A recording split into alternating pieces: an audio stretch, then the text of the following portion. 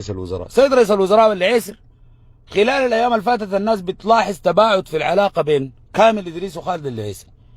خالد العيسر حبس نفسه في خانه سكرتير رئيس الوزراء. حرب هي 70% منها اعلام، رئيس وزراءنا ومعه وزير الاعلام اليوم كله حايم معه، يعني بقت نفس القصه بتاعت قال له تقول كلام يزعل ده وده يزعل، يمشي يجيب معه ناس ثانيين يزعلوا، والواحد ذاته ما عارف. طيب سيد كامل ادريس وخالد العيسر، يعني خالد العيسر قصه انه هو وزير اعلام ما عجبه، داير يبقى وزير اعلام وسكرتير رئيس الوزراء. آلاف وعشرات المناشط والأحداث المحتاجة وجوده ما بيظهر. كامل إدريس جاء استقبله، ما عارف عمل له حفلة فولكلور، ما عارف نادي مانجا نادي بتاع أيام اللي فاتت دي كامل إدريس وخالد العيسر ما بيظهروا، لأنه المدرسة اللي كان خاش بها خالد العيسر طلعنا قلنا له إحنا أكتر ناس داعمينك، مش حاربنا هو ذاته. كل دقيقتين يعمل مؤتمر صحفي يقول لك قنوات بتهاجمنا وصفحات مدفوعه من الامارات. صح ولا غلط؟ كلمنا قلنا له الخط ده ما كويس، والشويتين اللي لميتهم حولك يا خالد العيسر ما بمرقوك، لانه انت الحته دي جيت جبناك احنا الشارع السوداني وايدنا قرارك احنا ديل، واحنا نقول يقعد يقعد والنقول يمشي يمشي، ما في راجل في البلد دي بيكسر الكلمه دي بالمناسبه. وطلعوا الناس يقول لك انت احنا نقول يقعد بيقعد والنقول يمشي بيمشي. انت حاولتوا تطلعوا من التغيير ده، تعملوا خطوط وبتاع، انا ما جاي احاسبك ولا قاعد اتكلم معك كتير، قاعد اقول لك المحاية لمصلحتك يا خالد. ابيت تسمع الكلام. قبل شهرين وثلاثة اسابيع عملت لك لايف، قلت لك البيت اللي اسمها لينا حترجع وانت حتمشي. برضه ابيت تسمع كلامي. هسه دي وقد كان بتكتب في صفحتك، هسه بتكتب لنا انه الدولة تدار من مسؤولين على مصالح. اول حاجة كلامك ده بالليل ده برهان ده يربط القاش بتاعه والبوري يجيبك يصنفر ميتينك ذاته. انت بتتمرد على الدولة ولا شنو؟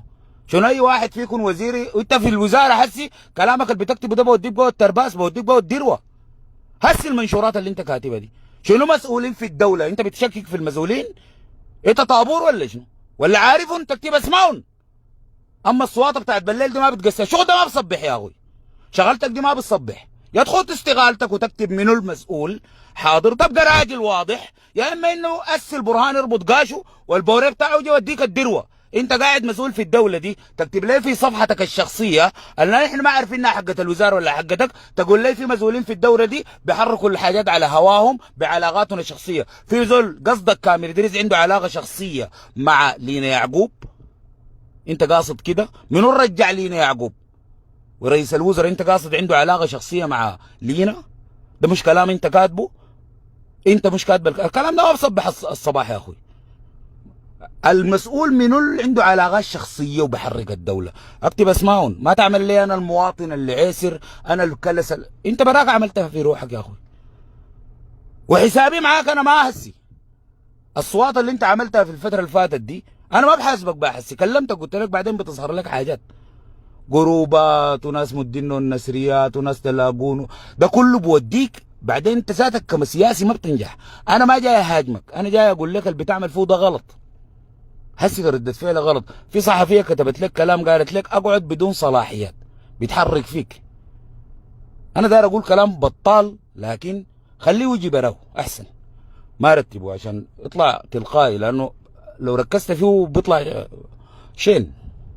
هسه في صحفيه قالت لك اقعد وانا كلمتك، كتبت كده قالت انها كلمتك وقالت لك اقعد حتى لو بدون صلاحيات. يلا يلا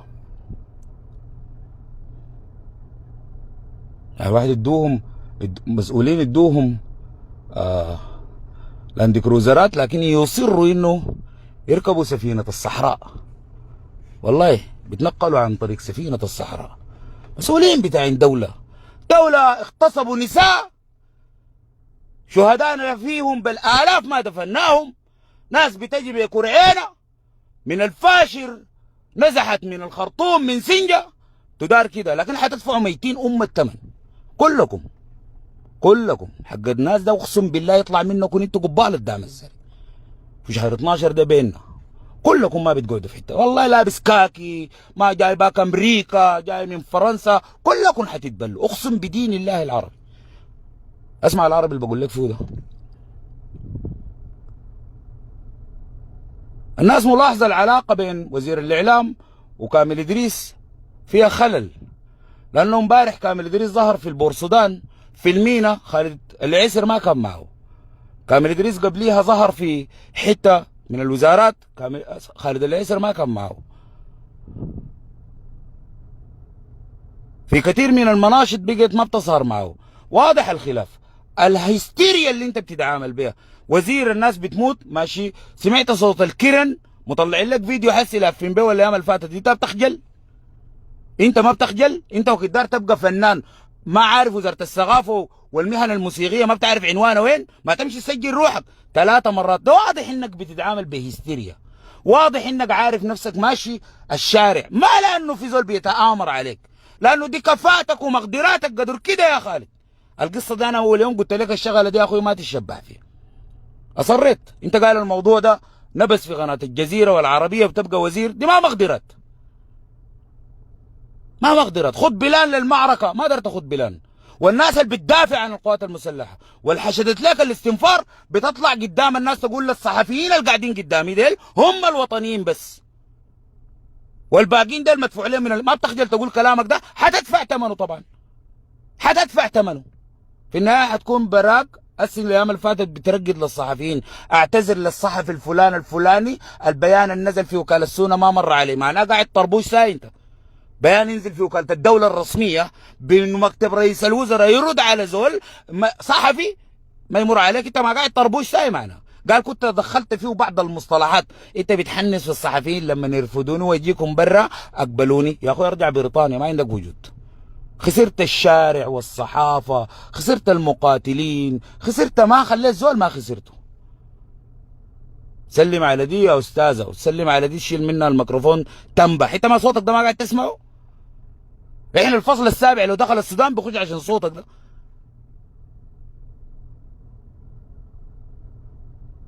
كنت بتتعامل بهستيريا، بتحاول تجد لك ارضيه بديله لانه عارف نفسك ماشي، ما موضوع انك في تآمر حولك، لكن انت اقتنعت انه امكانياتك ما بتقعدك. اديناك مساحات يا خالد يتكلم مع فلان، يا خالد يتكلم مع الغندي، اصنع لك مجد يا خالد، اصنع لك وجود يا خالد، اعمل لك موقف يا خالد. كلنا بنحنس فيك، بتطلع تقول في قنوات مجنده ومكلفه. احنا قاعدين وانت حتمشي يا اخوي، احنا قاعدين وانت حتمشي. كامل ادريس حيمشي واحنا قاعدين، برهان ذاته حيمشي واحنا قاعدين. احنا ما الشعب يا اخوي، احنا الشعب. الليله كامل ادريس اتصل بالصحفيه،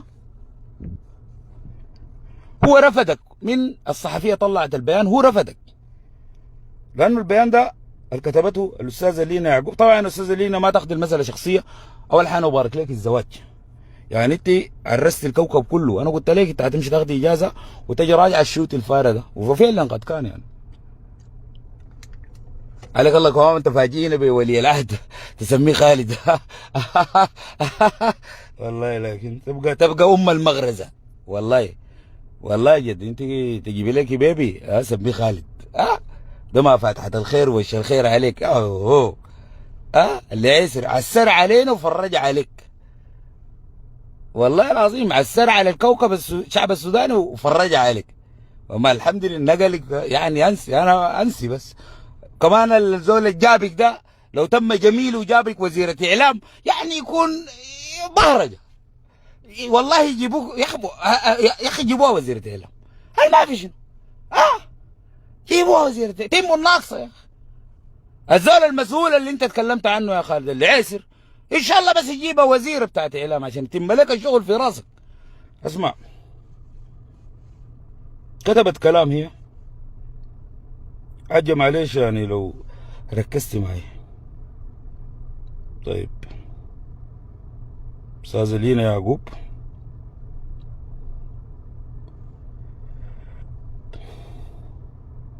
قال تلقيت اتصالا مساء اليوم من السيد رئيس الوزراء دكتور كامل ادريس يبلغني فيه رفع الحظر المفروض علي من قبل وزارة الإعلام منذ 2.5 شهور، مثنيا على دورنا وعملنا في كشف الحقيقة كامل إدريس قناة الحدث والعربية قاعد تكشف الحقيقة. كامل إدريس يا كامل يا إدريس، قناة الحدث والعربية كانت بتكشف الحقيقة. الكلام ده قالته الزولة دي. هو انت اصلا مستقبلك السياسي انتهى بالمناسبة.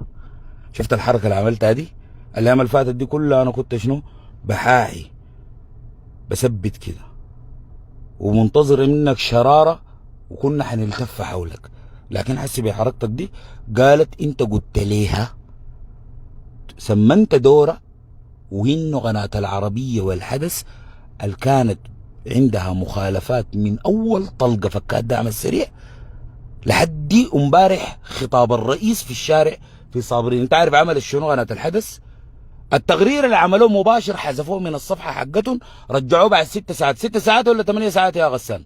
نزل لي عليك الله الحتة الفاضية بتاعت عمل لي منها سكرين. امبارح كانوا مع الرئيس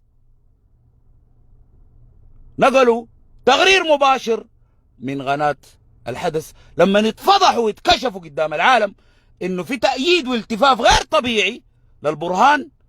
حذفوا التقرير المباشر، خلوه 6 ساعات، جملوه وقطعوا منه حتات وتاني رجعوه. تقول لي بتكشف الحقيقة. حلو، انا اكون معك واضح يا اخوي انت والبرهان، اكون معك واضح. قال لك رجع لينا ده البرنس محمد بن سلمان صح؟ ما شغلت جاكم من فوق يا اخوي. قناة الحدث تمرق معاك البرهان بتعليمات محمد بن سلمان. طبعا انت بتعتقد انه السعودية وقفت معانا وأيدت موقفنا، الشغل ده بعدين بيبدأ بالصواطة. فدي طبعا الاختبار الأول، هل يا رب الشعب السوداني حتمر فيه ولا أجندة السعودية ولا ما حتمر؟ أدوات تمرير الأجندة السعودية شنو؟ ما الناس ماخذة موقف من قناة الحدث، موقف من قناة العربية، تمر فينا أجندة كيف؟ ده ما إعلام العدو. لكن السيد الرئيس بتكون جاته أنا ما عارفها تنبيهات نسميها تخفيفا، توجيهات معارفة، تعليمات من بين البرنس محمد بن سلمان. انت بكره تطلع مع الغنى دي، وانت رجع لينا ورفد وزير الاعلام.